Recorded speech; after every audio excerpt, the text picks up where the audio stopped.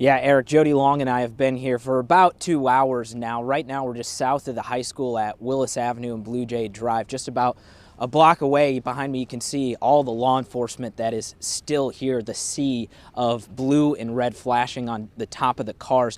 In our time being here, we've spoken to quite a few people who are connected to this situation. The first one was a man whose son is a sophomore here at Perry. That would be Xander. He was a sophomore, like I said, and he told Jody that one of the bullets grazed his back, and he showed pictures to us, and you could just feel the emotion in his voice and physically see it as well. He held his phone out, and his hand was shaking as tears started to well up in his eyes, and that's one of the important parts of this situation that we're taking into account here, that not only are we getting information here in real time, but we're also feeling and seeing that emotion in real time as well. Another woman I talked to said her daughter was a staff member here at the high school and heard the shots, took shelter in her office. That's when she texted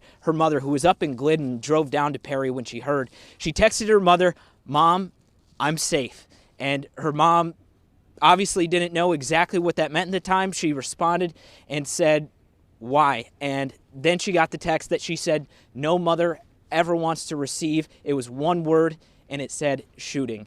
And that's when she turned her car around from heading to work in Glidden and drove here to Perry. And she got one more text from her daughter right then that said at the school.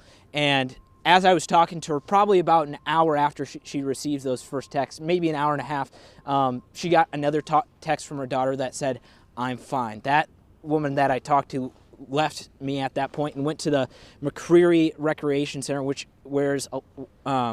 where a lot of the reunions are happening between parents and families of staff members and students. Another woman Jody just told you about a half hour ago walked up to us and looking like she wanted to say something, and we asked her, "Are you okay?"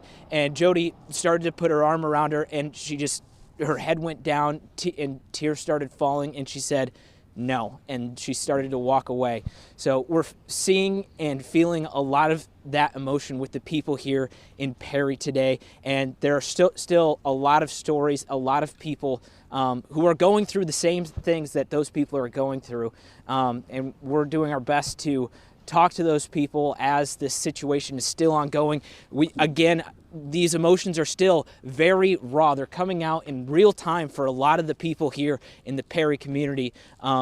They're going through it right now, to say the least, but we're going to do our best to stay on top of it here in Perry.